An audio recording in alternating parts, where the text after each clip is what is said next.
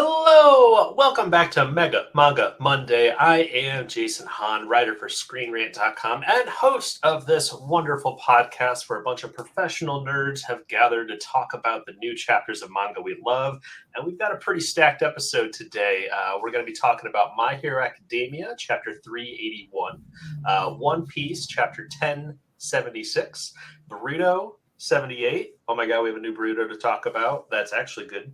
And JuJutsu Kaisen 214. One series that we've talked a little bit about in the past, and it's getting pretty damn good. So excited to talk about it. But I'm not going to do this all by myself. I've got a good cast of fellows to talk about some of these series with me that are going to be jumping in and out.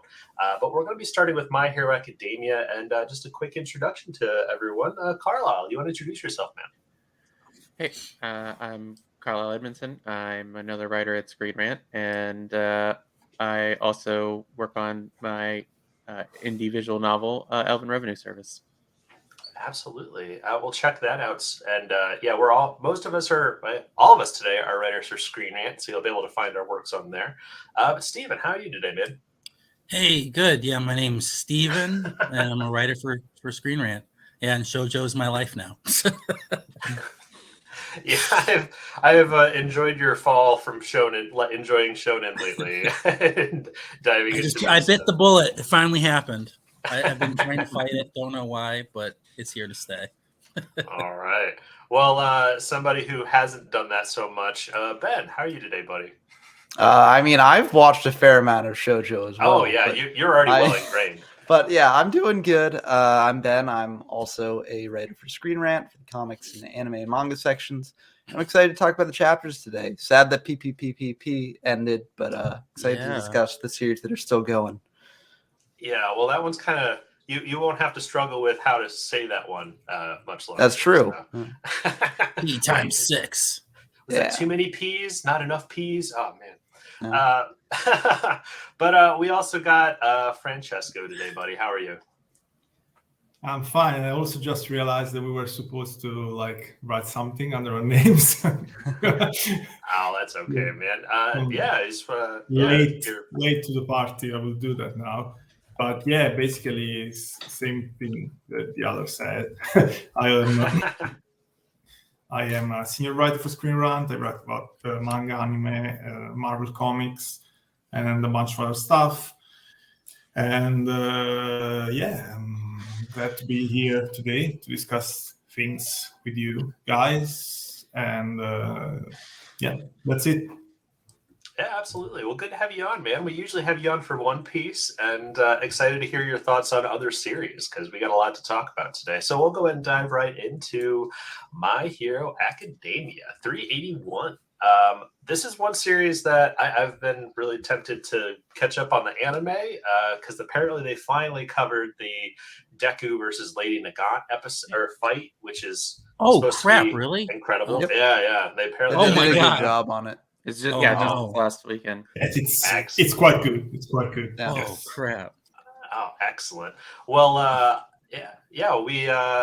we'll probably not talk too much about the anime today, but we'll dive into the manga, which is in its final arc. And honestly, this latest chapter felt like the most finally arc chapter in a long time.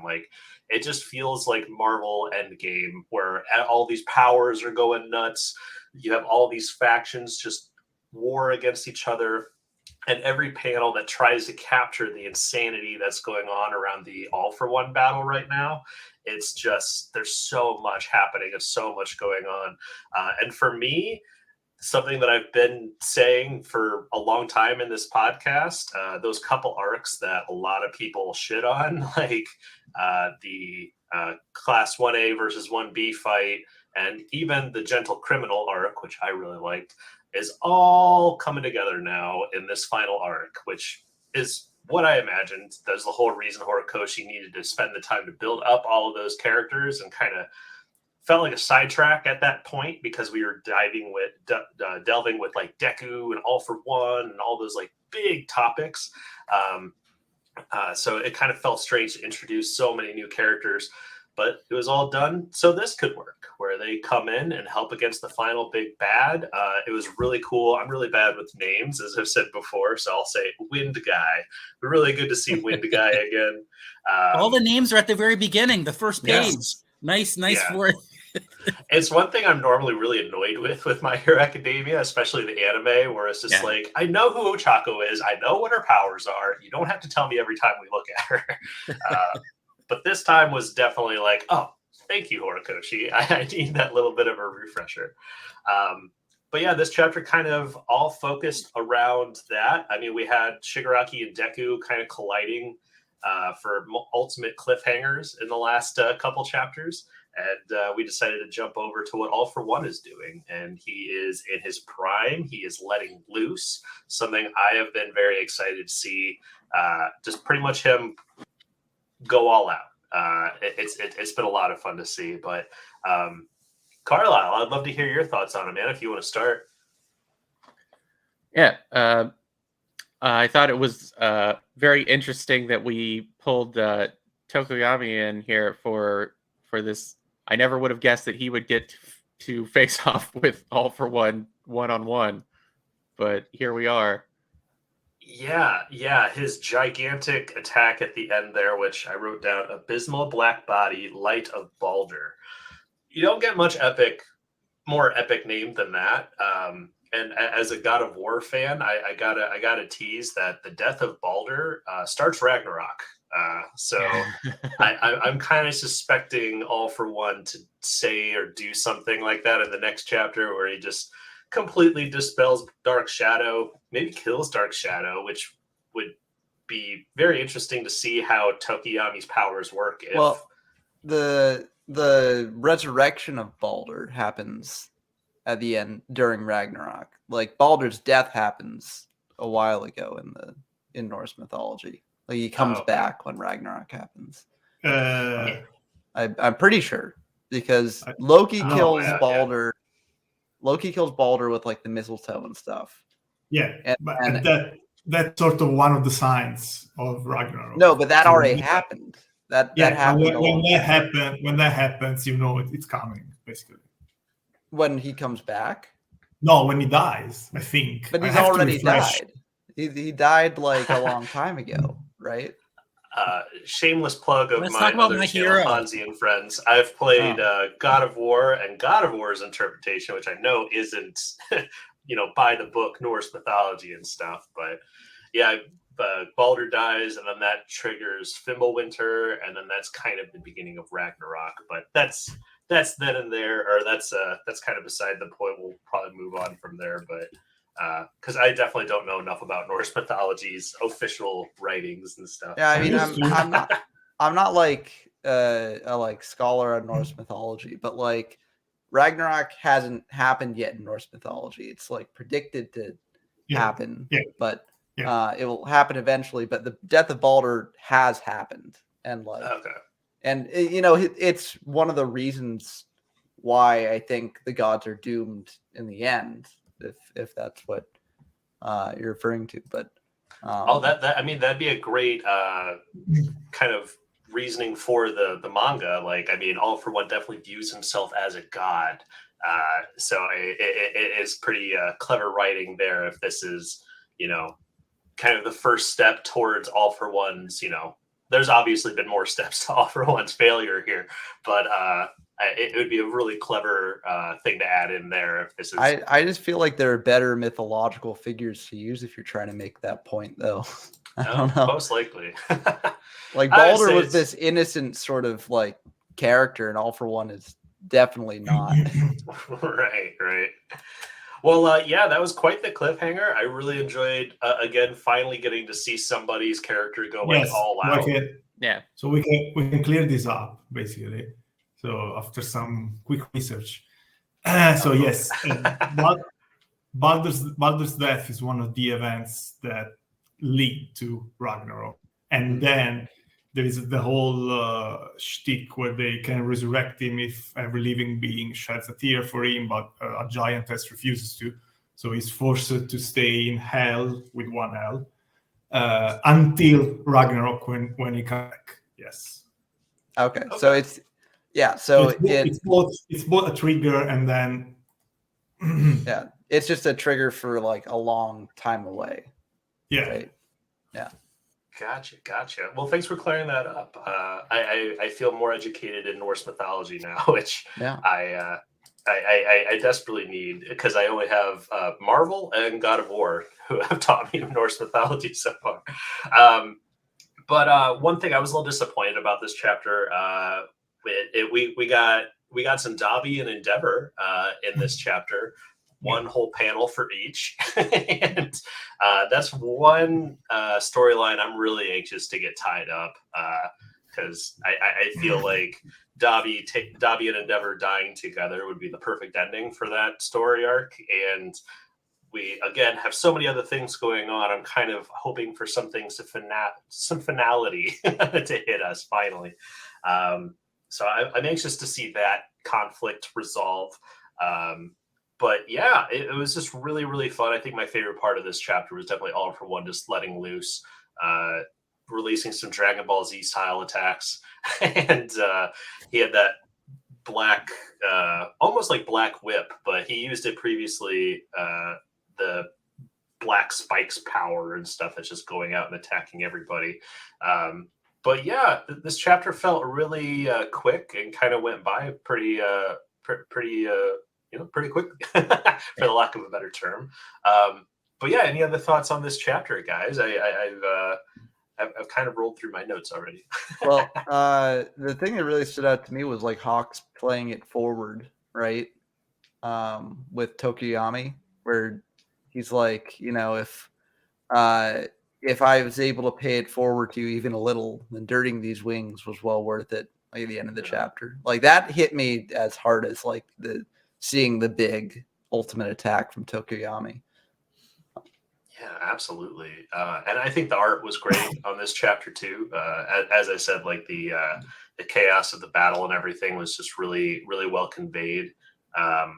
But yeah, I think Tokuyami is one of those characters that, we've discussed about the show. There's just too many characters to give them all the proper time that we feel like they deserve. And Tokuyami is no exception.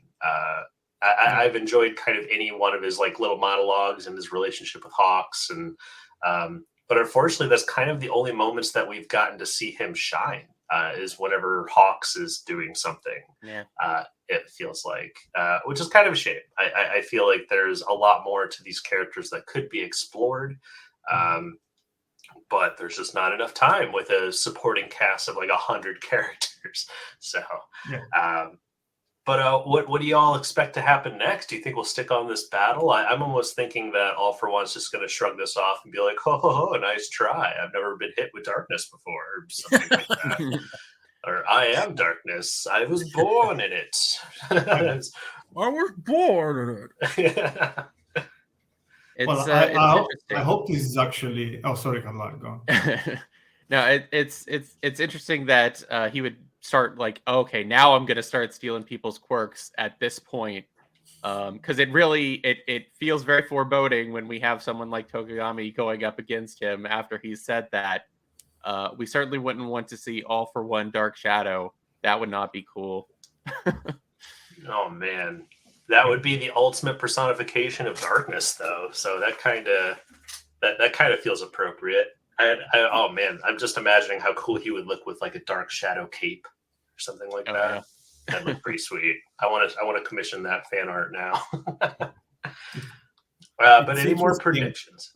Yeah, it's interesting because like they are hitting him with stuff he cannot steal, like the flames of Endeavor and technically the Dark Shadow, but Dark Shadow is also technically part of Tokoyami's body. So if there is an out from this, is that they sort of made a mistake in thinking he could not steal it. But honestly, I just hope that it's not going to be the case. He's going down. Oh, it's unlikely, but I hope he's going down with this because of everything you just said about how many cool characters we have in this manga that rarely get their time to shine, and Tokoyami, of course, but even the guys from Shiketsu High Like I was Yeah. so over the moon when they showed up, and it was such a cool entrance. And they were like that we gave that one the meatball guy, Seishi Shishikura, I think his name is. They said his dad worked at Tartarus and was, I don't know if he was hurt or killed in the attack, but he was attacked in some way while they were breaking out. And so he has like a personal stake in fighting All for One. Yeah, which honestly, like, we just needed that for that character because he just seemed very kind of not very deep. So giving him a reason to be emotional. I disagree. When you had these characters, when they had their own arc, they were very cool, and everyone had their quirks, but not in the sense of power, like personality quirks. And sorry, and that's why they were, I think, so interesting. But then, of course, they flew off the radar, and then it's great to see them come back. But I have to say, this chapter was great for all the reasons you guys said. Tokoyami, Dark Shadow was super cool, and Hawk's dialogue was super cool, and I loved when All for One talks about his golden age of darkness, right? Yeah, that was cool.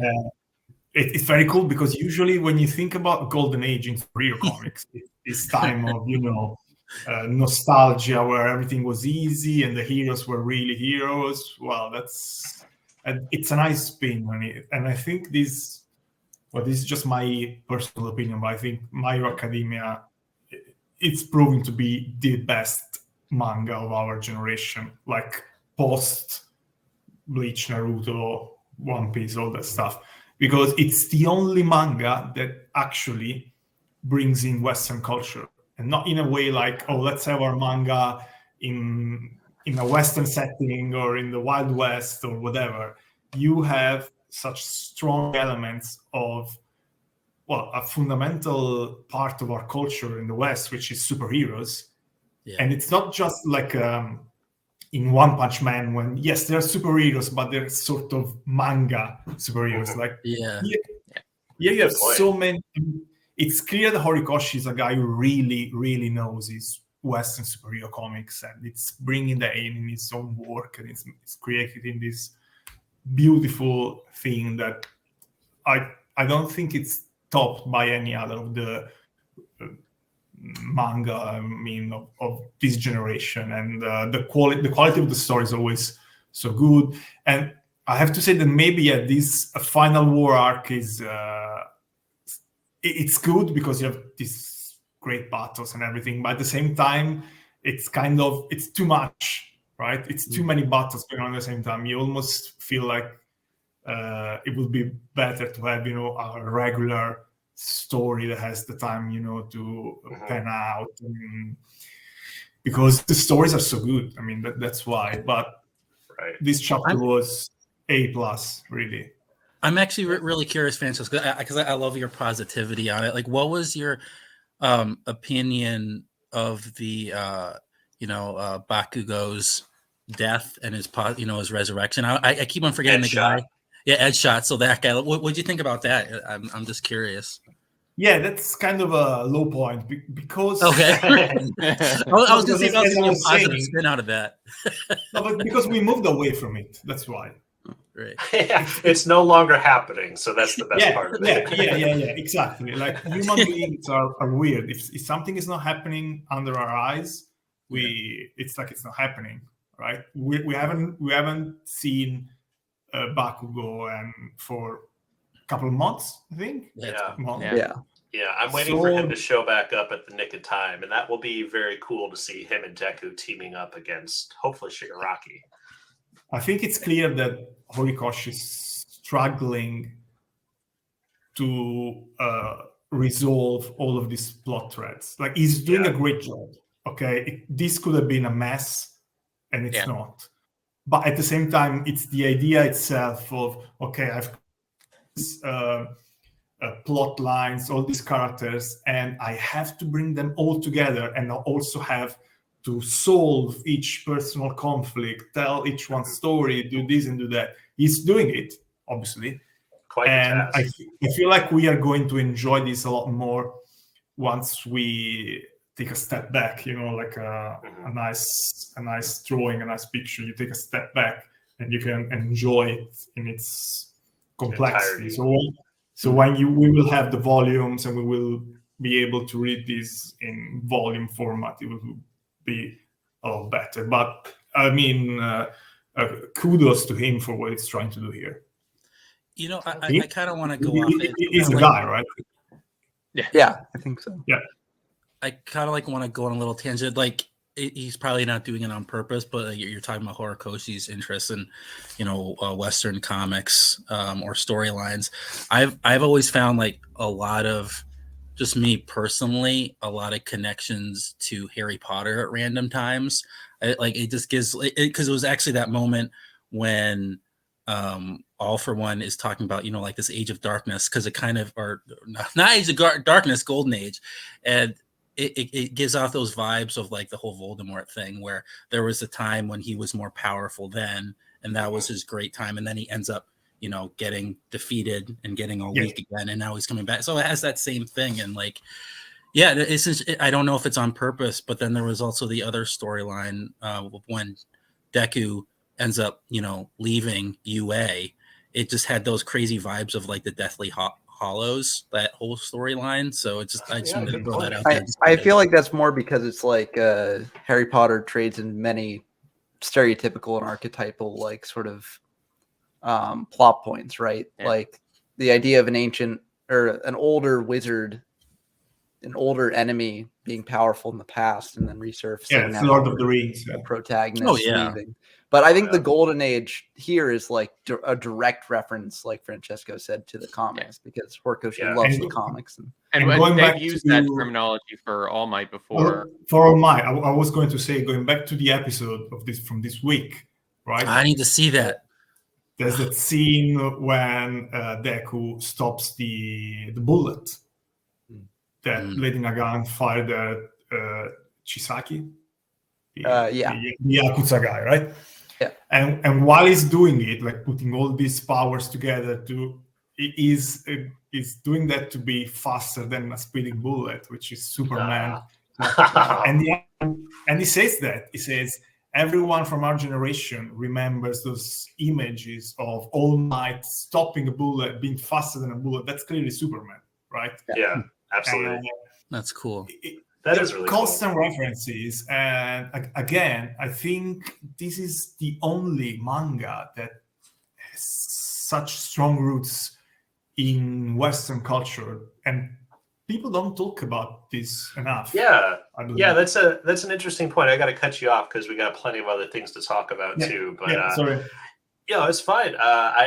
It's something I haven't thought about on how My Hero Academia has just embraced Western culture more than I'd say any other series I can think of. Sure, we've had some issues with the series, but it's something we've come down to at the end of almost every topic is we think this will be better in hindsight. Once it's all said and done, exactly what you said earlier, Francesco, is once the manga is done, I think we'll be able to enjoy parts of it more.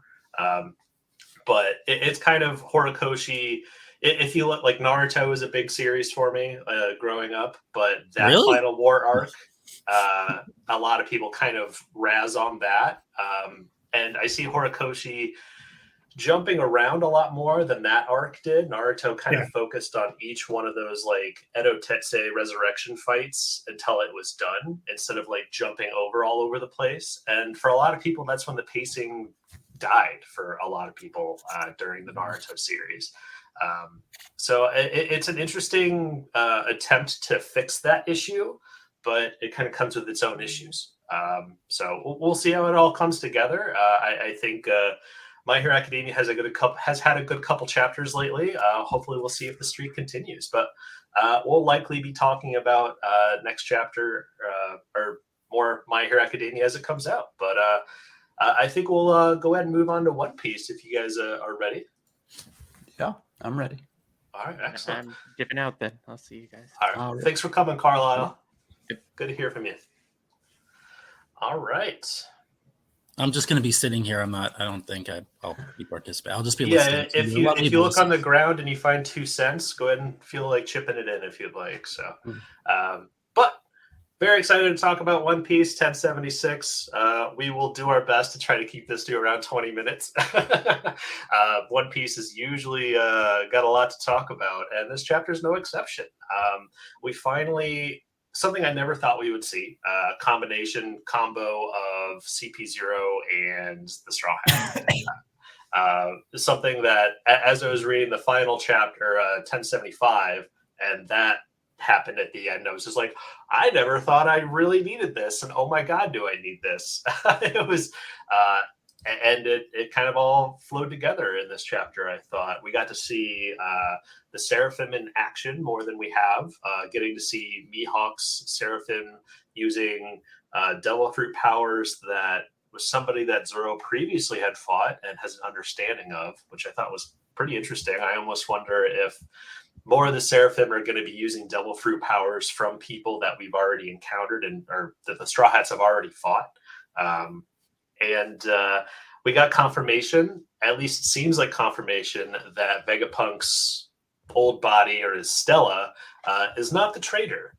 He was definitely one of the top 3 people that we suspected may be the one pulling the strings. Yeah, it's still up in the air. That could be a different Stella than we see, right? Oh my god!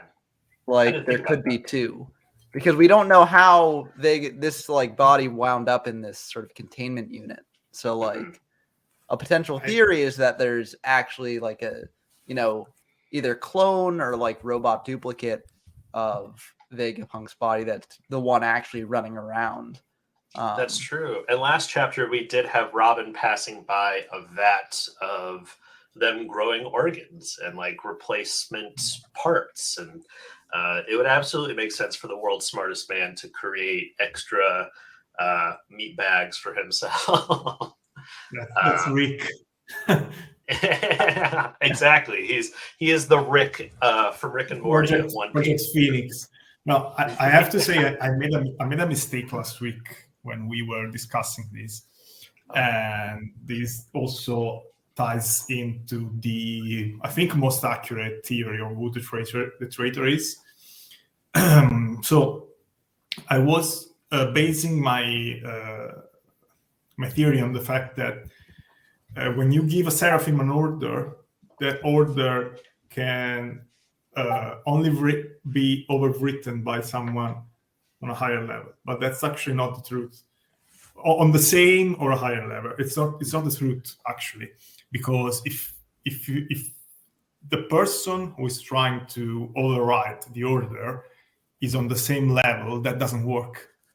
We actually had Stassi saying that she could not override Lucci's orders because they are on the same hierarchy level, right? Yeah.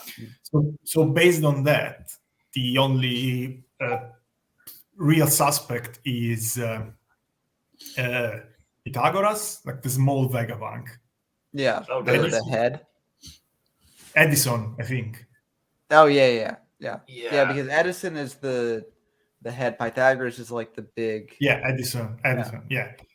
And because he's the one who gave the order of stop attacking, if you remember. So he's the only one. He's the only one who could have said you can't like attack. And also, he's the only one who doesn't have an alibi. Like, if you look at all the scenes, he's the only one that when the sabotage happened, we don't know where he was. So it's very likely that it's him. Well, of course, something else will come out. But, right. My money's still on Shaka. I agree with you. I think it could be him, especially with him like getting attacked and it seeming like he was dead, and then he's just like, "Oh no, I can disconnect my head. I'm fine." Oh, It seems all very like he could be pretending. And right, guys, I'll be right back. Go on. Okay, cool. But yeah, so I mean, we're still getting little inklings here and there on who the traitor could be. But yeah, Stella like suddenly appearing. Bonnie has said that her ability wears off after some time. And he's got like some blood trickling down on the side of his head. So he was clearly attacked. But yeah, I think that's a great theory that he might have multiple Stellas around, which is going to complicate the whole mission of like, just get the original out of here. Like, okay, well, could the original essentially just be put on a USB drive or something along those lines? He gets loaded into the Sunny as the ship's computer. Yeah, that would be pretty great. Frankie would love that. Oh yeah. I'm only half kidding. But I mean, we should probably discuss the biggest reveal of the chapter though as well, because we could go on about the identity of potential traitor for a while. True. But Elbaf, we're finally here. I thought you were actually going to mention the poneglyph research. Oh well, the poneglyph. I mean, there's so much wrapped up in like that. The final couple. Now we know why the world government is after Vegapunk, because he's been doing research on the poneglyphs. We don't know what kind of. It was just like a throwaway line, but absolutely, Elbaf finally appearing. Awesome after. How many years being banned? So much. I mean, you could even trace it back to when Usopp was telling lies about giants, before we even knew that there were giants. I was incredibly happy, and I've been rewatching One Piece with my son, and we're in Alabasta now. By the way, the English dub, pretty good. Definitely very far away from the 4Kids dub. But we recently watched Little Garden and got to see Groggy and those two giants, and the English dub nails that too, especially their laugh. But getting to see them in this chapter was just a huge joy for me. And I even out loud as I read the laugh. It was a lot of fun to see them back. But I think it's really interesting that Kid has like a kind of a big head on him right now. After fighting Big Mom, he's just like, yeah, we just took down Kaido and Big Mom. We could definitely take on Shanks. Like, you might be a little confident there, buddy. Well, Shanks was the one that they wanted to take down initially back when Kaido like first captured them. So this makes sense, and I'm glad that. And now we know who took Kid's arm. It was Ben Beckman. It wasn't Shanks. It was Beckman. Was it confirmed to be Ben Beckman? Because I know that they said like they didn't even get to Shanks. But there is a panel where sort of Beckman. I think we might have lost Francesco. Yeah, well, I think Francesco is referring to the panel where, Sorry, guys, I think I got disconnected for a second. Oh yeah. But you're referring to the panel, right, where the one of them says like, "Oh, that's Rich coming from Ubeck. Who do you think he's mad at?" Right? Yeah. And then later we get that they didn't even get to meet Shanks the first time. So right. But the poneglyph thing, I kind of just breezed over because I was just like, oh yeah, that's that. I mean, we all kind of knew that, of course, Vegapunk would be studying the poneglyphs, but I think that that's a whole nother reason that they keep on bringing up O'Hara too. Like Vegapunk has specifically brought up, just like, oh no, it's going to be O'Hara all over again. Because they're finding out that he too is studying the road poneglyphs and stuff like that. And again, last chapter, we kind of, when the Seraphim started attacking again, we're starting to suspect that possibly the World Star is already like on the island. That mystery is still lingering up in the air. But I mean, how surprising would it be if Kid takes down Shanks? I mean, I doubt it, but it almost seems like interesting because obvious I mean, that he's going to lose. It's not happening, right? But Kid has a history of doing things before Luffy. Like he went after an emperor before Luffy. He landed on Elbaf before Luffy. He got a poneglyph before Luffy. So, I mean, Kid is definitely a character that loves and wants. In wrestling terms, like Kid always gets a push, but but now I don't know. Yeah, there's only so far he can go ahead of Luffy, and I don't think that will continue to beating Shanks. But it would definitely be very shocking. It would subvert a lot of expectations in a really bad way. It goes against like Oda's key tenets of storytelling, but it could happen.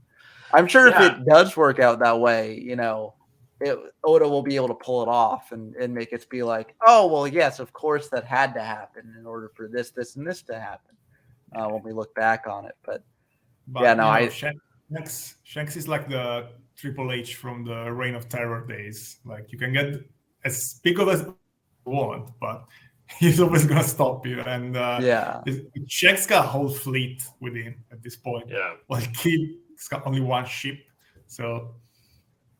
I don't know. Yeah, I kind of love the dynamic of like Shanks and them in the bar on Elbath, and it could have just been the paneling, but it looked like they're like a small town on the coast, and the bar is like as big as their ship because it's a bar for giants, essentially.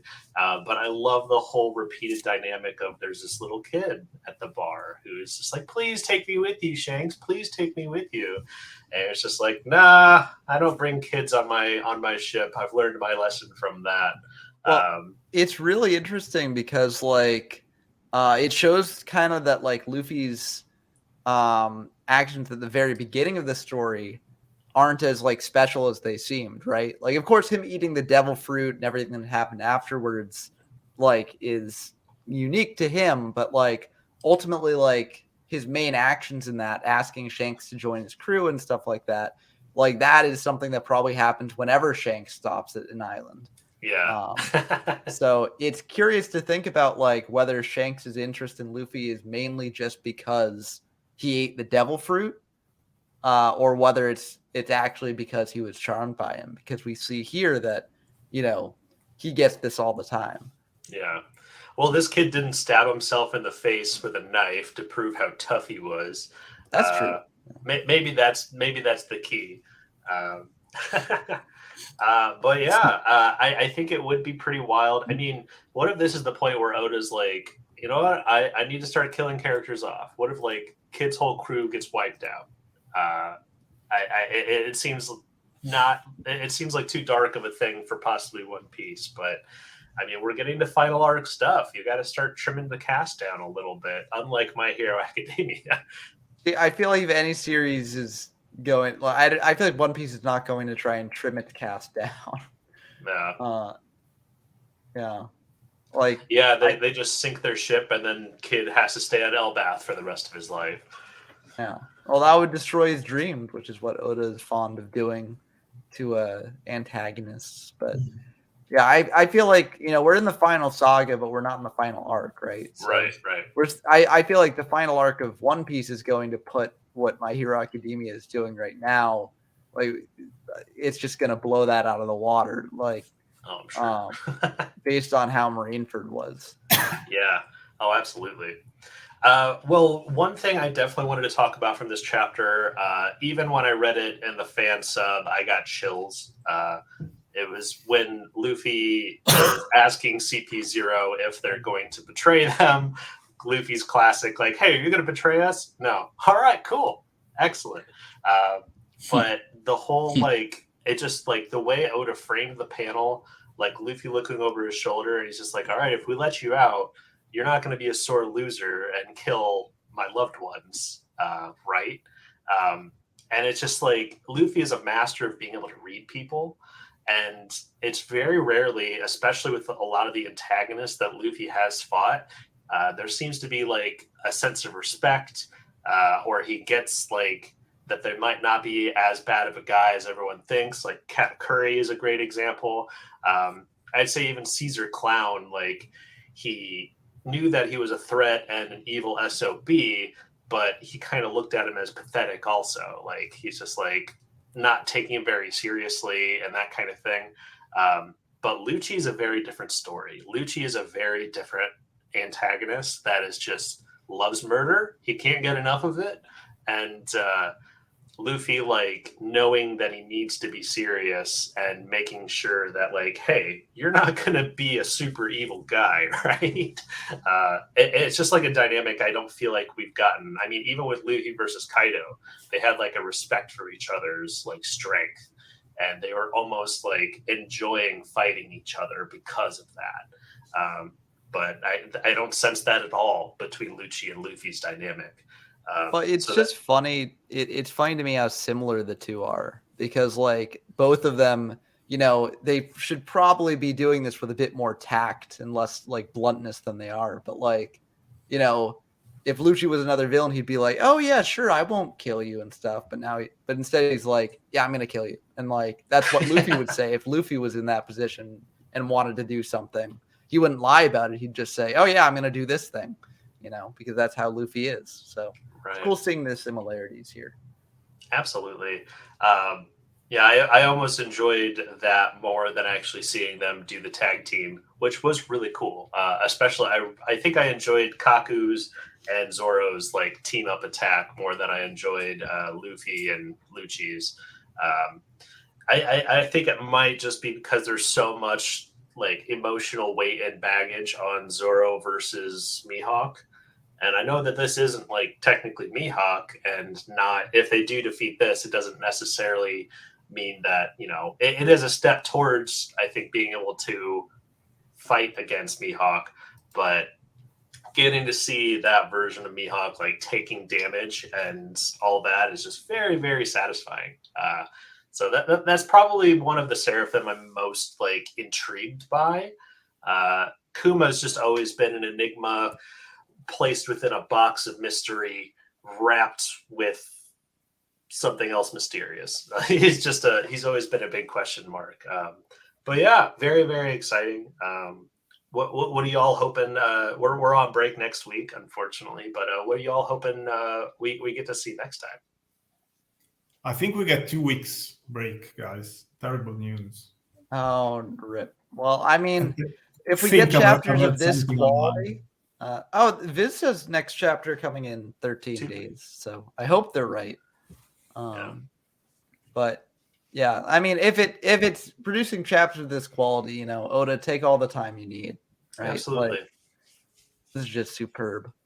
Yeah, I thought this cliffhanger was more tolerable than the last couple. Like if they had done One Piece on break after the last one where the CP0 and Straw Hats were about to team up, I would have been a little bit more distressed. This one is just like a very satisfying, like, oh boy, I can't wait. Or I can wait, obviously. I'm just very excited. But yeah, hopefully we get more progress on World Star. Very anxious to see how him moving and having a part of the story is going to affect some things. I think I can set aside my hope that we'll get more Blackbeard Law fight anytime soon. I think that we've moved away past that, and that the rest of that might be off screen.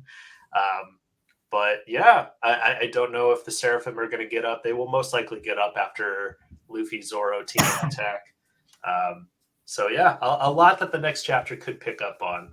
I think that about does it for my One Piece notes. Any final thoughts before moving into Boruto, gentlemen? That's it for me. Yeah. Excellent. Absolutely. Well, as we said, One Piece is going to be on break next week. I think the podcast will also be on break next week. Going to be out of town for some stuff. But we'll be definitely talking about new chapters on the following week.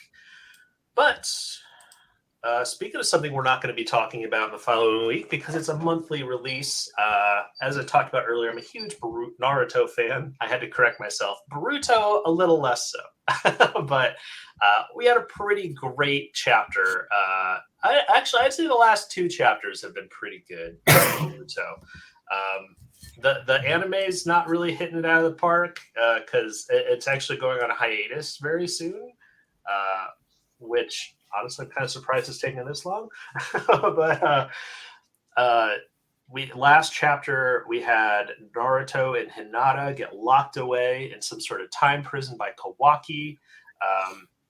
I think Kawaki is going through a very weird moment right now. He's kind of similar to like Sasuke's storyline back in Shippuden. He feels like he has to murder whoever he wants to be able to achieve peace. And Kawaki is kind of at that right now. He's like, I need to wipe out every bit of Akatsuki that's out there to achieve peace, including Boruto. And I actually wrote a whole screen rant about it. It's going to be published pretty soon, but I just feel like they're doing Sasuke really dirty again. Like Sasuke seems like the prime character who's gone through that cycle of hate. And there's the whole like life lesson that we learned at the end of Shippuden was that he doesn't have to do it all alone. He's got loved ones around him who will help shoulder the burden with him too. And so that's kind of the thing that I think Sasuke, those lessons that he learned from the end of Shippuden are the lessons that Kawaki needs to learn right now. So other than them nerfing Sasuke and Naruto's abilities, so then we can have these new characters rise up, they're also ignoring all the life lessons that Sasuke learned. And I think that he could talk to Kawaki about this. I mean, the series is ignoring a lot of that kind of stuff, but it's exciting to see, you know, Boruto and Kawaki finally coming to a clash there. Something that's been teased since the very beginning of the series. But yeah, Steven, we haven't heard from you in a bit, man. I'd love to hear your thoughts.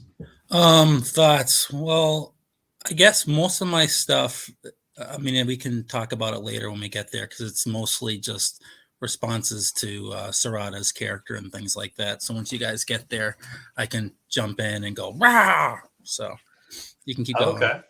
Well, yeah, Sarada found out that Kawaki unsuccessfully killed Boruto. And then she kind of flies off the handle and goes and attacks Kawaki. And I just think it would have been so much more satisfying if Himamari, I might be saying her name incorrectly, but Boruto's sister, Naruto's daughter, who's been teased to have ridiculous abilities as well. I think it would have been so much more compelling if she's the one that showed up, like as a revenge sort of thing, like, and then have her do show off something really cool. It just would have been a lot more, I think, satisfying and cathartic to see that. But yeah, what are your thoughts on the Sarada dynamic? Because I mean, I think the anime has definitely spent more time with like she's got feelings towards Boruto, and this chapter definitely, you know, kind of made that come to a head. So yeah, definitely. I mean, I thought that scene was really interesting when she's about to leave. You know, she finds out about Boruto. It's much more interesting when you take it into context with an earlier conversation that Boruto has with Sumire. So like the last time they really talked on a really deep level was back in chapter 19, I believe, where Sumire was talking to Sarada about her feelings for Boruto. You know, she's saying, you know, aren't you, you know, a little upset with other girls start hitting on Boruto? And she's like, why would I feel that way? And Sumeri's like, well, because, you know, I would feel that way because I like Boruto. And that conversation really just goes about taking action, about how Sarada should take action. And now in taking that conversation and hooking it to now, it feels like that's what Sarada is now saying to Sumire about her having to go and do something for Boruto now because she's aware, you know, that his life is in danger. But rather than it being because, you know, she's, you know, an aspiring Hokage and he can, you know, he's a close friend to her. If you put it in context of that last romantic conversation they were having. It kind of makes it feel like that's what she's actually referring to. Because it's interesting, like you don't actually see who she's talking to. It could have been either Sumire who's there, as well as there were a few other ninjas there. I don't even remember. But it's the fact that there are two panels with Sumire sandwiching that conversation. Like when Sarada is speaking, it creates the impression that she's actually speaking to Sumire, which gives that correlation a little bit more strength. So, I mean, I think that was really interesting for me, that instance. If at least if you look at both conversations as like a continuance rather than two separate instances. Yeah, for me, that whole interaction kind of fell flat, just because this manga hasn't spent like any time building up like Sarada's relationships. I think it's done a really poor job of building up like side characters, especially Sarada and even the main ones. Yeah, even the main ones. I mean, these last couple chapters definitely had stuff that the story has desperately needed to do for a very long time, especially like taking the focus away from Naruto, because I feel like some of these arcs have like it's not focused on Naruto, but at the same point, like he was the Goku of that arc. Like everyone was waiting for him to show up to do something, because Boruto is kind of, leveling up to a point. I think he's finally at a point now where he can hold his own pretty well. But yeah, we're just at this point now where it just feels like all the proper story things are lining up. I don't know if we're going to suddenly get like a time jump. I'm not sure what else the Boruto series has in store for us, especially now that Kawaki is gone. I don't know what Ida's going to do. Like, the whole reason she's at Konoha right now is Kawaki. And now that he's gone rogue and is going to go do something, who knows what. Yeah, no, I mean, this is, sorry if I interrupt you, but this is the perfect segue for what I want to say, which is... Yeah.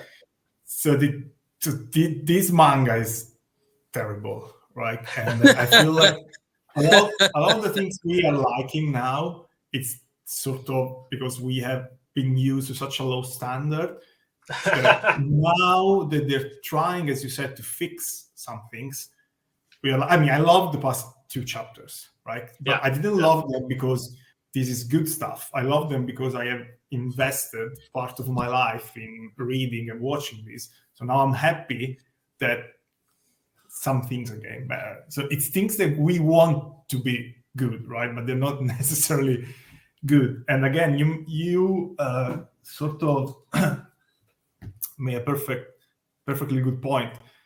There have been how many chapters about the whole Ada going to Konoha and I'm gonna live here and I'm gonna be bad but also good, and we gonna all live together because I want to find true love, all that crap, right?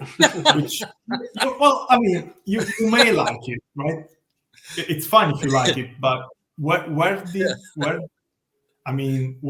that all lead to? Nowhere, because now Kawaki's gone.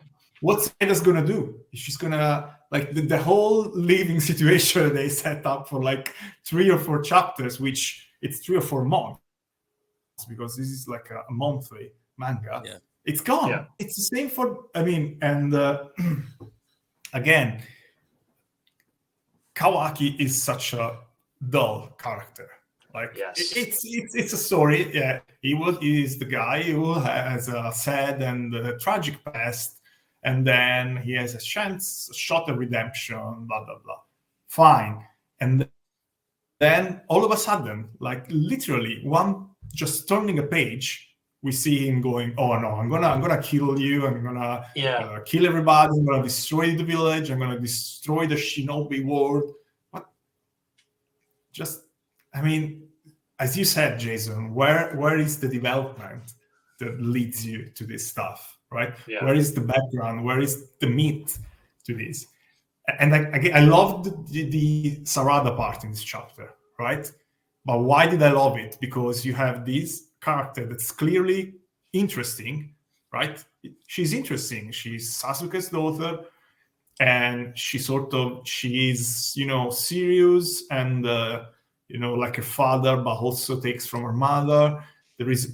She's an interesting character, but when and where have we actually seen what she can do, why she's doing what she does, and all of that? Never. Like, she's been basically a wallflower all the time. Yeah. And no, I mean, I was just gonna say. Sorry, you can keep going, but I was just gonna say that, like, there was a point where Kawaki knew more about her the rising gun and how she could use it than herself. Like, he just found out, like, when they're fighting Boro, I forgot which chapter, but it's like he was the one who had to tell her how to use her power. It's like, oh yeah, you can use your power to be able to to see, like, the source of this dark mist or whatever. And it's like, wait, why would you know?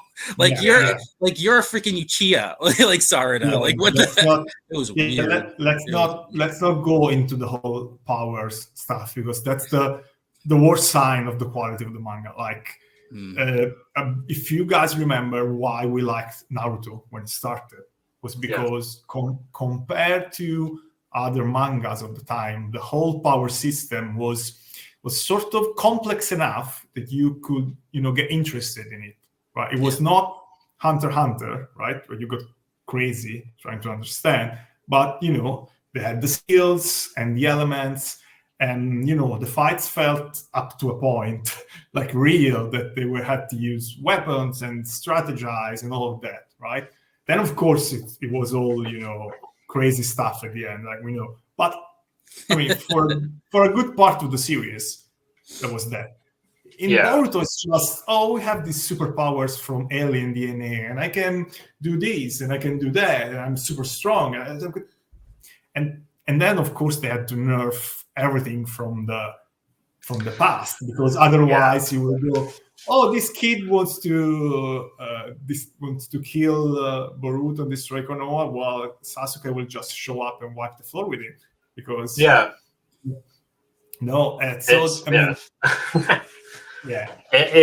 one of those things. In my latest Screen Rant, I was like, okay, you were the ranting show is your Screen Rant. No, a shameless plug. It's the series has gone from, exactly as you said, like, well thought out, intricate power scales, power dynamics, to we're fighting androids, aliens, and clones now. Like, there's so much craziness going on in this, and it's just they're like forgetting certain things. Like, remember Jigen was like, I can't be hurt by jitsus at all. Well, then why did Kawaki have to block like Sarada's fireball, like, in this chapter? There's just so many things that's just like, none of this means anything anymore, because you're introducing this new thing that's just whatever powers they needed to do for plot convenience. And it's the interesting part of the chapter. So then I'll shut up. It's when Sarada gets sort of pissed, because she goes, wow, I didn't even know that Boruto died.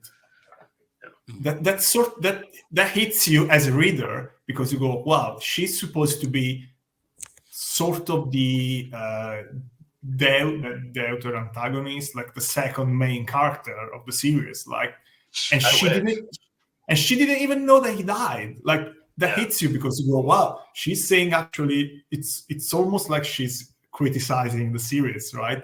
So, I don't even know what's going on. Sarada says Boruto sucks. And I need to pitch that right now. And then, of course, 2 pages later, all our hopes got dashed when she was basically beaten in one half move by Kawaki and to be rescued by. Dude, I hated that scene, man. She is so Sakura's daughter. I hated it. I hate it. Well, it's just like Kishimoto, man. Just stop, just like hating on all your female characters, and it just pisses me off. Like, it's just getting to the point where it's like, just stop. It's I think like it could have been anyone there. Really, it could have been Mitsuki, who is another great character that we know absolutely nothing about. And the crazy thing is that he's a freaking son of Orochimaru, and it's like that's all we know. But the only thing he does is basically Mr. Fantastic with his hands. Yeah, but the crazy thing is that you actually have to watch the fillers because the filler episodes of the anime, because obviously they don't know what to do. All these characters that the manga is completely ignoring. Let's do something with them. Yeah, they kind of dabble with stuff I wish that Shippuden fillers did, was like actually give characters meaningful plot development and stuff like that.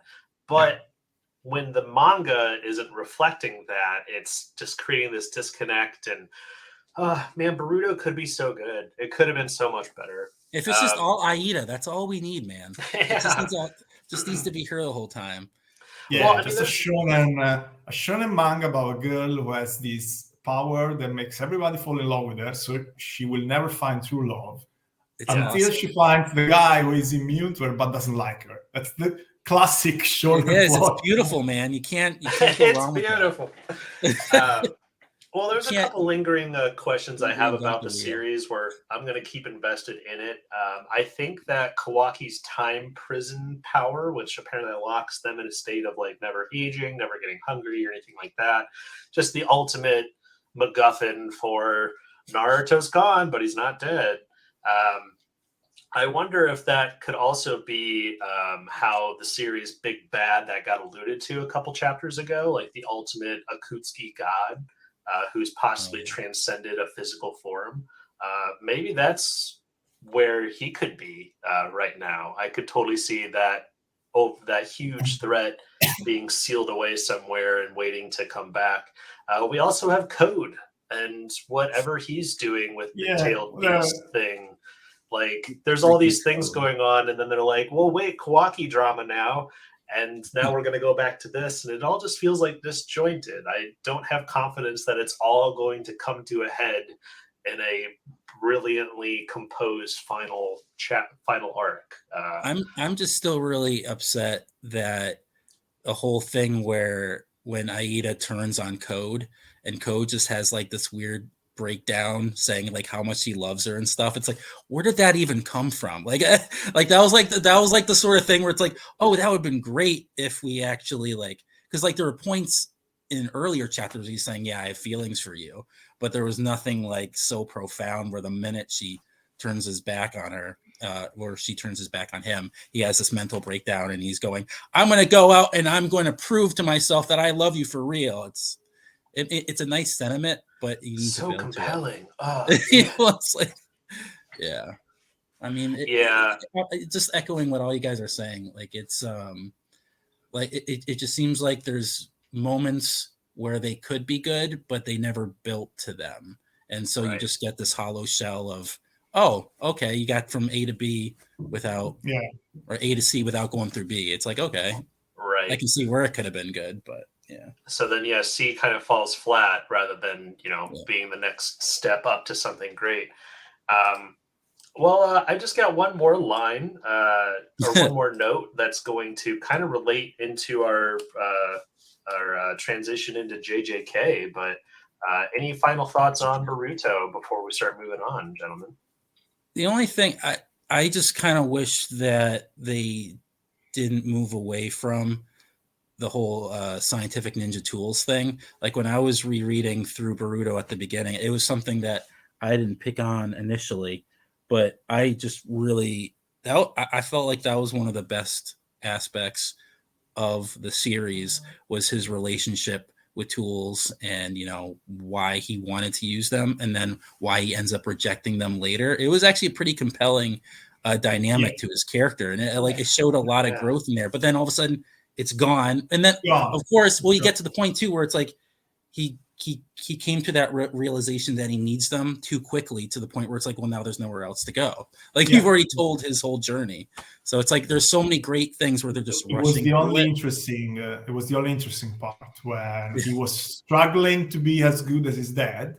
which makes sense, right? Yeah, absolutely. Because of who his dad is. And he cuts a shortcut. He takes a shortcut, which is interesting because it's not something that your main character will do, right? Yeah. Well, He's Naruto cheating. especially. Yeah. Yeah. And but then, as you said, Steve, it's all over in like 2 chapters or whatever. Yeah. And that was the whole interest. I mean, that all happened in the movie, like the Boruto movie, which I does it loved. really? Yeah. Well, the whole Boruto movie is the whole like Momomosuke arc essentially, and them taking out Momomosuke at the end. But that whole character arc for Boruto is in that movie, where he starts using ninja tools, and then his dad catches him and makes him feel ashamed, and then he realizes he doesn't need to use them, and then they do a planet-sized Rasengan and destroy Momomosuke. But that, I wish that the series just kind of ended there, because it was a well-constructed type of thing. And if they had honestly kept on with the scientific ninja tools, that's like a new power dynamic that kind of made sense for the world and the advanced technology. And honestly, if they had just kept with that and the Amando stuff, like him cloning his daughter and all that, was like really interesting, I thought. But then you throw into the space god powers, and then you're just like, okay, let's throw that all compelling stuff out the window, and space gods, like, oh god, this isn't ninjas anymore. But I just liked it too, like just to add to that, and we can go on. I did really like that part too, where he ended up rejecting the tools because of that, because he ends up cheating and it ends up almost like destroying everything basically, and not becoming a ninja. But then even then there were those chapters where he was now so adamantly against using them, because now he had embraced, in like 2 chapters again, he embraced the shinobi way of life, and now he's like completely against them. But then there was that journey of him slowly beginning to realize that, oh yeah, it's okay if you have it, like if you don't have to, you have to have that balance of, you can't just all go all in and depend on shinobi tools, but you can use it to accent your own power. So that was cool as well. Like there was the time when he went into it too much, then he went out of it completely, and then it was that journey of finding that middle ground. I thought that was really compelling too, but then it just, as we were all saying, it just ends up going away. And before I go, one last thing. I was watching the latest episode. And Amado was working on it's like super high-tech computer on his, right? Was doing research, and I was thinking, oh, they have computers in the Naruto world, then why is Naruto always doing all that paperwork? Don't think about it. Like he has time and stuff, and then in the next room you have this guy working on a Mac or something like that. Right. But my also last about thought, which. I was just going to say the final bit of the chapter, Momomosuke pretty much repossessing Boruto and freeing Kawaki, kind of more onto the stack of him being an irredeemable sort of character, like Sukuna from JJK. I think as soon as like Boruto started doing the like, okay, now Boruto has an evil spirit sort of thing inside of him, you're like, okay, well, we've kind of, I don't know if you've read Naruto before, but that's happened before. So they're going to, I guess, be doing that again, but this time instead of Kurama, the nine-tailed fox, being completely, eventually redeemable and all that, Momomosuke does not seem to be that anymore. This week's JuJutsu Kaisen also drove that point home. And I think we'll go ahead and start moving into JJK, unless did you have a final thought on Boruto, man? No, I mean, just one thing. I mean, because I didn't start watching the anime until it started coming in to like the actual storyline in the manga. But something I really thought was awesome, and I don't want to take too long because that great segue into JJK. But it just shows like how much more they were fleshing out characters and stories, where apparently, and I had to do research on it, that Kawaki he actually went through the Chunin exam. So he's now actually officially a part of of Konoha. Like, and he Oh. has Huh. the headband, and it ends up getting destroyed while he's fighting against Boruto. Ends up getting broken, and then there's the fact that. But then there's two things: the fact that it's crazy, scary foreshadowing. If it would have been good in the manga, but that he doesn't give a crap, and that's something that all shinobi care about. They want that headband. Like, that's like their most important thing. Is like, oh, it doesn't matter if it broke. And it's kind of like that whole scary thing. Like, he's not really assimilated into that culture. And then there's also, and I like where it's going. I'll have to see what the anime does with it. But it seems to be reflecting back to that earlier moment between Boruto and Kawaki with the whole breaking of the vase of, it was when Kawaki broke something that meant a lot to Boruto. Kawaki not giving a crap, but ends up putting it together because he realizes that it's important to Boruto. It seems that they're kind of repeating that with the headband, with Boruto now being like, I need to glue this together. And it seems like they're going to be giving like that story full circle almost, but with a different character. So I'm excited to see where that goes, just because it's two really important things that the manga never got into. That just shows that Kawaki is more embedded in Konoha, which will make his betrayal all the more, soul crushing and sad. And just going more into and not just to turn the page. I'm gonna kill everything now. Like, okay. Yeah, that was. I think they were trying to make it work because, like we have all these instances where Kawaki is really, he's obviously obsessed with Naruto, and Naruto's even saying, like, during that speech, like, dude, man, you're creeping me out. Like, it seems like they're trying to lay the groundwork that he's, not all Too there. intense. Like, there's something wrong, but yeah, it was just too sudden. Yeah, it's just shame. Yeah. Well, I feel like we could complain about Boruto for a little bit longer, but let's go ahead and move into some JJK. I want Francesco to stay for JJK because it's his favorite series. No, don't go, Francesco. No, it's not that I don't like it. It's just I don't follow it with enough attention to discuss it. I also have some more work to do, so I'll leave you guys to it. Well, thanks for your time today, man. Yeah, absolutely. We'll talk to you soon. Bye-bye. All right, gentlemen. And Ben, thank you for sticking around, man. I'm hopping back in. Well, I had to that. stick around for JJK. I mean, I think the it's funny, latest like- chapters have been Yeah, very I good. honestly, I think that these last couple chapters have really, really brought the series back. And even like during the culling game part, it wasn't like completely unenjoyable. There was just a few parts that we spent too much time with characters that we haven't been that invested in. For me personally, just my own personal gripes. But now, I mean, everything is coming to a head. Sukuna being an evil bastard and his whole plan with Megumi and all that stuff is just like finally becoming very prevalent, and I'm there, and especially with Angel apparently getting put out of commission, but we didn't see the body.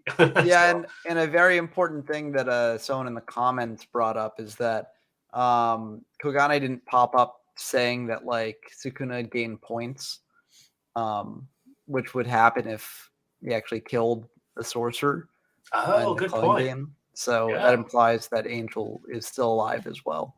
Yeah. Well, that's the one link to us getting Gojo back. So Yeah, so I mean, we might not get Gojo back, but I Yeah. could see it happening in JJK. The series is brutal enough and subversive enough that it could just be like, yeah, no, we're not bringing Gojo back. He's just stuck in the prison realm forever. forever. That Yeah. would be dope. I think it. That would be dope. I think it would be really interesting if he does come back, but not until everything's resolved. Like, That would also be kind of funny. He's like, oh, what did I miss? Everything. yeah. All right, let me get to Kenjaku. That's the last panel. Oh, we already got him. Yeah. Like, that would be actually adorable. Like, the last panel is just Gojo being like, oh, well, I guess you guys didn't need me. Like, that's so Gojo. But this this chapter had a lot of things I'd been really waiting for. For me, I like Yuji a lot.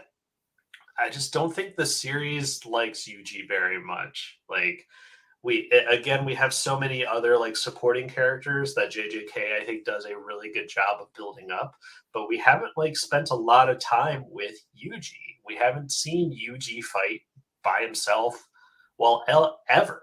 This chapter like confirmed I think Yuji's like strength. There's been a lot of times where while he's fighting or doing things, I'm like, okay, well, how much of like Sukuna energy is he like able to channel or possibly use? And this chapter just threw that all out. They're like, no, this is Yuji. This is Yuji. This is what he can do. This is how powerful he is. And that actually brought up one of my biggest questions from this chapter while he's fighting Sukuna, which, by the way, we haven't talked JJK a lot in the last while, but I love this like plot twist that Sukuna is now taking over Megumi, because it's actually giving Yuji a way to hit Sukuna, like to finally all the like dread and anger that he's been building towards this thing that's been living inside of him. He finally has a way to like actually do some damage against it, to get some of that. It's just very cathartic. But also, he's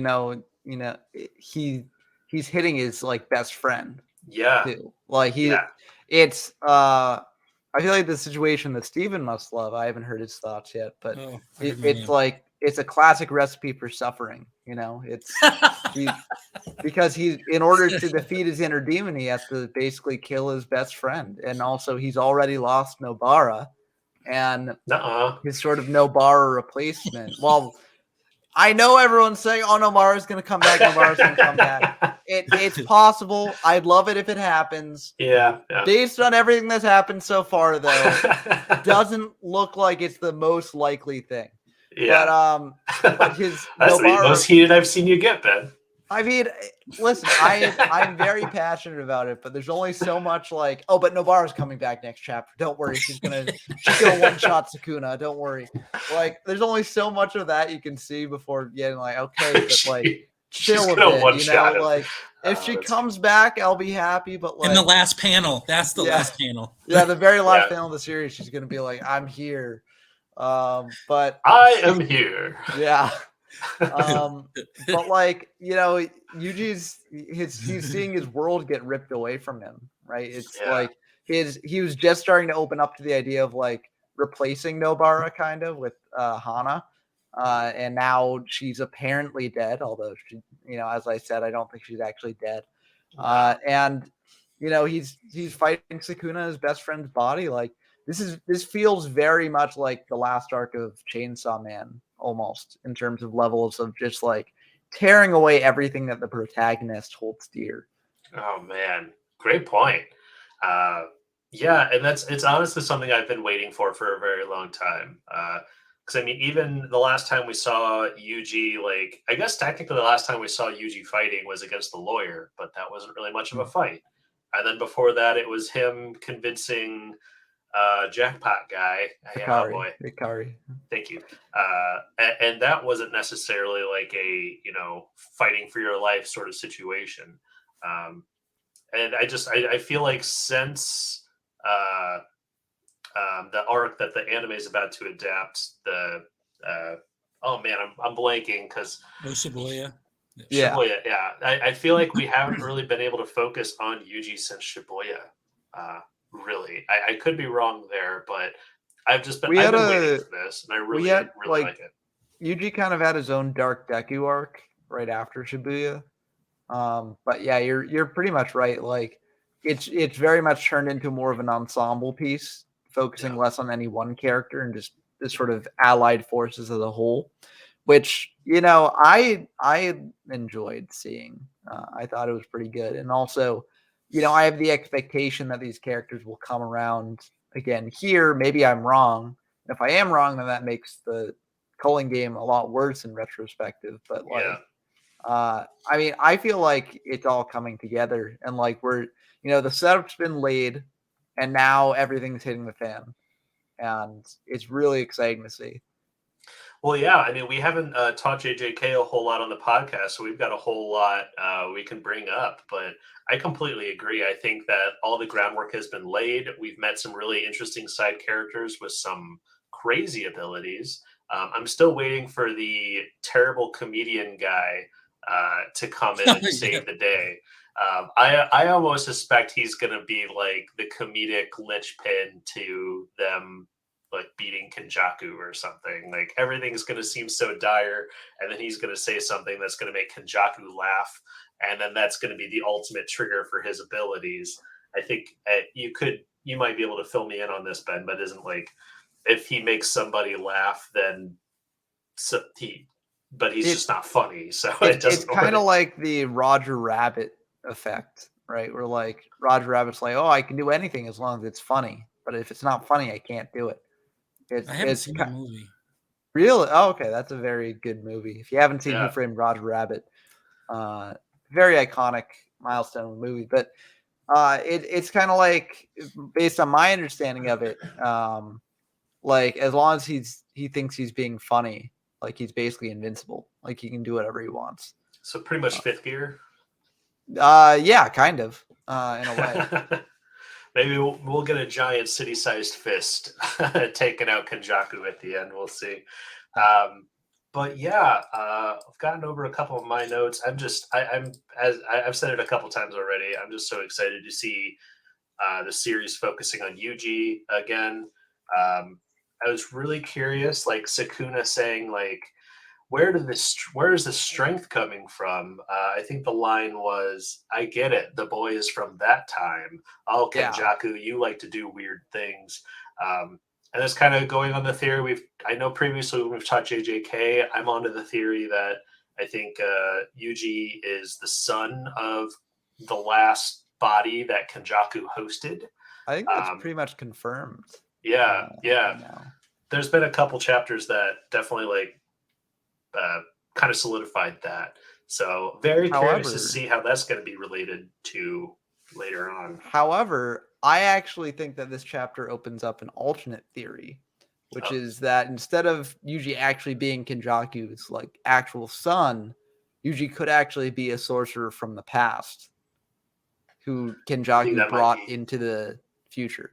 That's actually when you said that thing for that Kenjaku said, that's exactly what came to mind, like from the past. Yeah. You know what this arc is called right now too? Fearsome Womb. Well, that's a callback to earlier in the series because the first Fearsome Womb, the Curse Womb. Yeah. Well, that was called like Fearsome Womb. Like, okay. The Fearsome Womb arc now picked up actually from like I think part 3 or something, because it's calling directly back to that previous arc. Okay. I was about to say maybe that's referring to Yuji, because I couldn't see it, because that's a great theory. I almost wonder if in this series, they're one chapter away from being able to say like, oh yeah, I used a curse technique that brought an old sorcerer back as to be reborn in this woman. Like, I mean, that's something that they could very easily say and do. But yeah, I mean, there could be a few things that Sukuna is referring to, but it just, again, feels so satisfying to see these two like actually brawling like in real life. And I really, of course, got to bring up that panel of Yuji just charging forward and all the blood and attacks just like bouncing off of him, and even Sukuna being like, oh man, why is he still in one piece? Why is he so strong? Oh, it's damn you, Megumi, for lowering my curse input. So, which is a very interesting line, because it could either mean that, Megumi's body just isn't as equipped as like Yuji's to channel cursed energy for Sukuna, but it could also mean, he's actively fighting back against the possession. That's what I thought too, but that's another great idea, that Megumi's body just isn't as good at doing that sort of stuff as Yuji's. So that I didn't think about that, which was actually the last thing I had written down was I thought that it kind of proved that Megumi is actively holding Sukuna back, but I hadn't thought about that other one. But that's about everything I had on JJK on my notes wise. I'm really hoping that we stay on this instead of jumping around. But I mean, at this point, as you said, we're kind of like stripping away everything that like Yuji cares about at this point. So, it would be kind of strange if suddenly we just jump in with somebody else. I could see Chozo showing up because he is still alive. He was horribly mangled in his fight against Kenjaku, but that's still like one relationship that is very strong in this series. I think is the whole big brother sort of thing. Oh boy, Toto, please come back also. But we don't know if his powers are still going to be working. I must have more hope for. We don't even know if he's still alive. I think, right? Well, I don't. I think he was. I think we have seen him like talking since Shibuya. Have we? I don't remember. Yeah, I think he was just part of a conversation, but I definitely wasn't in the culling game or anything like that. I almost have more hope for Nobara coming back with something than Toto, because well, I mean, it's similar to what they did with Hikari, where like Toto had a pretty powerful ability. So in order to take him out of the fighting without actually killing him, they cut off his hand, so he can't use his ability anymore. Yeah. But oh god, I can't wait for that to get animated. Oh, I'm really excited for that. They did that in the best way possible too, because like he managed to turn his lack of attack into an attack. Yeah. And they used that to take out Mahito, just the big bad of the series at that point. And oh man, we're about to get that like season 2 of JuJutsu Kaisen is one of my like most anticipated shows of this year. I think like it may be like the top most anticipated show for me. But I'm just really hoping they don't divvy it up into parts like Attack on Titan style, where this is part 1 of season 2 of Shibuya. Like, no. From what the promotional material has been saying, it seems like they're going to try adapting it all in one go. So they're going to adapt both, Gojo's past arc, which is very necessary, and then the Shibuya incident arc in one season. So it'll probably be around like 20 to 24 episodes or something. Which I think is about what the first season was. Exactly. And I think it is probably adequate to fit everything, especially because Shibuya has a lot of fights, which can cut down on the actual you can increase the amount of chapters you put into an episode if a lot of the chapters are just fights, right? Yeah, very true. Take less time. Yeah, like I felt like this chapter just flew by. I mean, after reading One Piece and My Hero Academia, anything after One Piece, man. Yeah, oh man, there's so much. Every page is like, oh my god. There's a few times like back when we used to have each episode focus on one chapter, I would try to reread the chapters before we started, and there'd be times where I'm reading My Hero Academia, 5 minutes, okay, put my notes down. One Piece, I'm like, oh shit, I need like 20 minutes to go through this. Like, it's funny too. Like when I was doing like the tweet by tweet per chapter, I remember it was so freaking hard because like so much is I couldn't fit anything in one tweet. I was like, okay, so this is happening. This is like, Jesus, like it was just like. Then I had to reread again because I'm like, okay, there's this part. All this happens on 2 pages, and then there's another thing happening here. I'm like, you can't really encapsulate it into one thing. Yeah, which is honestly like one of its big appeals for me. Like JuJutsu Kaisen and One Piece are like opposite ends of the spectrum for me. I love JuJutsu Kaisen because it's like so stripped down and like just action packed and high octane and stuff, and I think it's one of the best series of its type doing that right now. And I love One Piece because it's like this richly layered and detailed world filled with tons of foreshadowing and connections everywhere to everything. And both of these series are at the top of their game doing what they're doing. So I'm a big fan of both. Well, on that note, I think it's about time. One more thing. There's one more thing. Yeah, I was about to say we'll be wrapping it up, but I would love to hear any other thoughts you have on JJK. I know we haven't gotten to talk about it very much. Near the beginning of this chapter, there's a very weird sort of thing with Yuji, where like we see Yuji looking up at the building from like the street below, but when it cuts to like Yuji and Sukuna fighting, we see Yuji like in the crater where Sukuna knocked him into before, right? So are these two different Yujis? Is Yuji having an out of body experience in the first couple panels we see of him? Like, what's going on here? Yeah. It did seem very strange, but then as soon as that happened, then it showed him like getting ready to jump off the building and then just a crater being there where he had jumped. Like, kind of for me, I was just like, oh shit, Yuji is like, because there was kind of that bit in my head where I was like, okay, now that Sukuna is not actively possessing Yuji, how strong is he? And this chapter like proved that in spades. But I almost feel like he has that type of power where he could be on the street and then he's on top of a skyscraper from one jump and then he jumps again. Well, he was in the crater on top of the building from the previous chapter, I'm pretty sure, right? Because that's where Sukuna knocked him into. Okay. Yeah, I hadn't looked. It had been a little bit since I'd read that past chapter, so you're probably right there. Yeah, if you look at the in chapter 213, you see him sort of sprawled out, seemingly unconscious, on top of a building. So, and that is presumably where he jumps from in this chapter, because we see that crater already there, and we see him getting up and then jumping from there. So, like, what's the Yuji in the street, you know?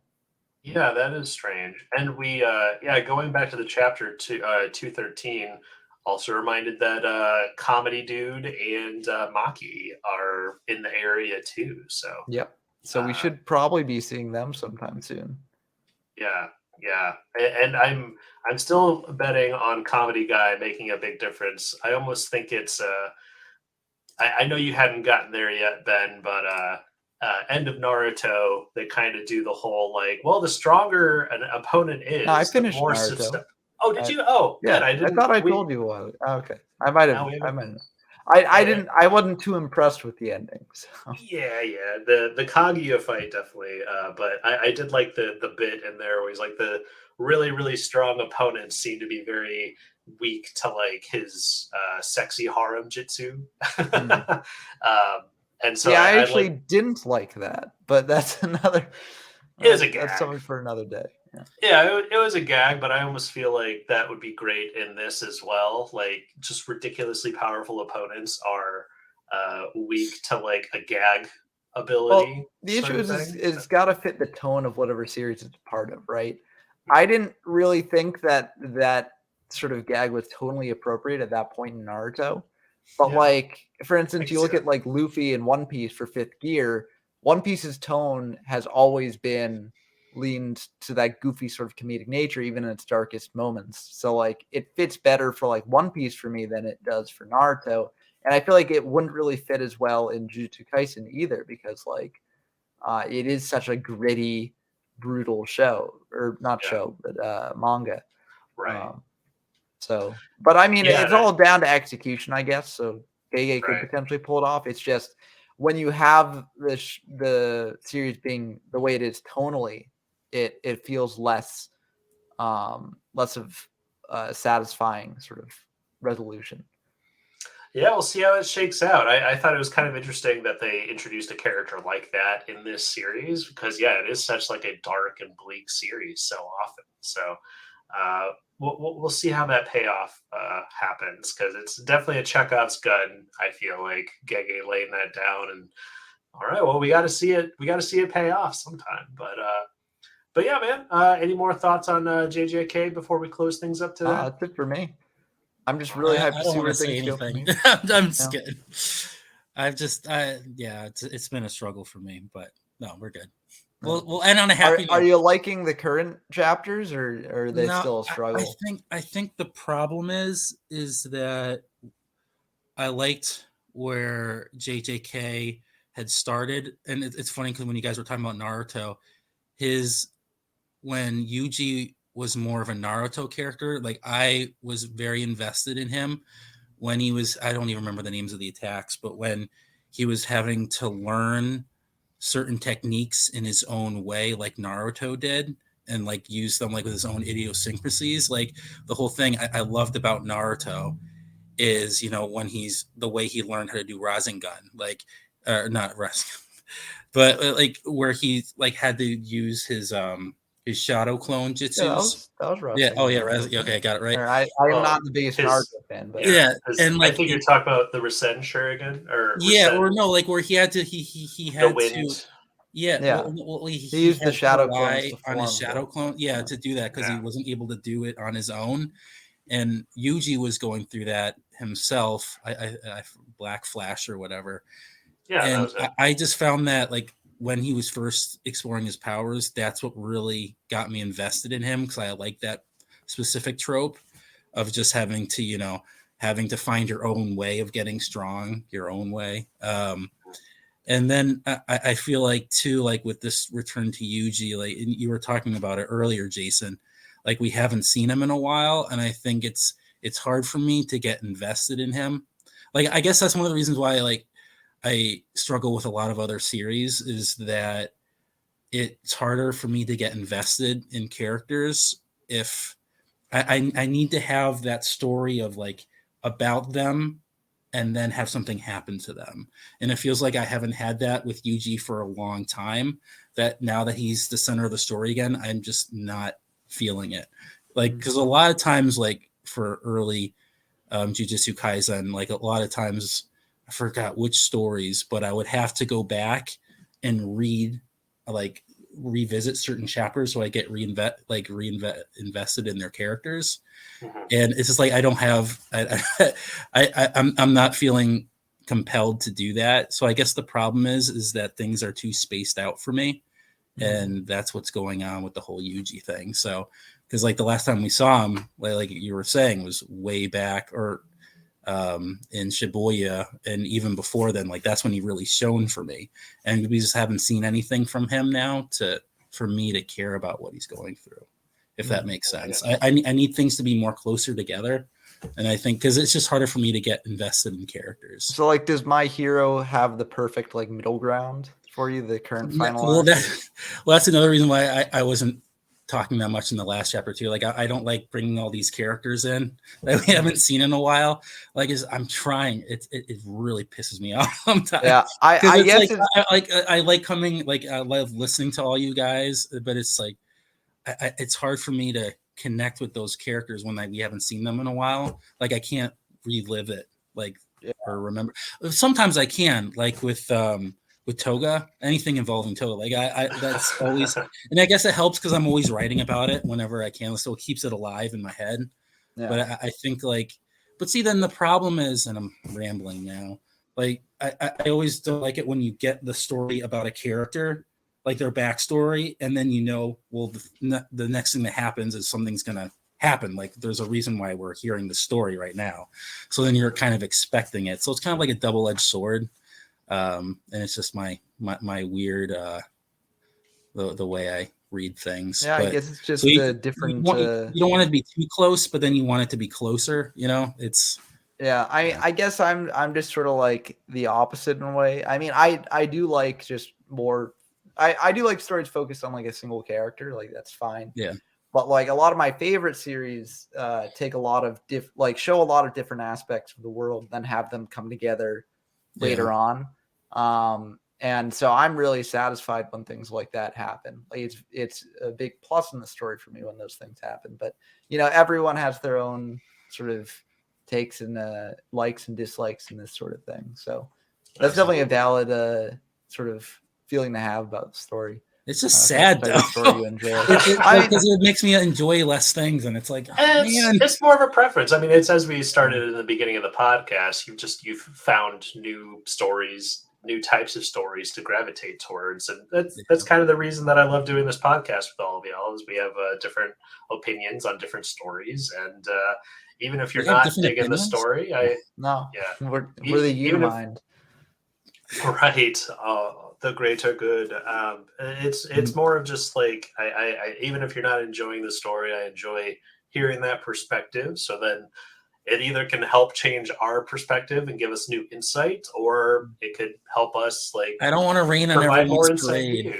No, I don't think it's a rain on a parade. I think it's Not at all. It makes us being forced to like understand more why we like what we like. At least Yeah, for that is me, true. gives me a greater enjoyment of the work. Yeah, That's true.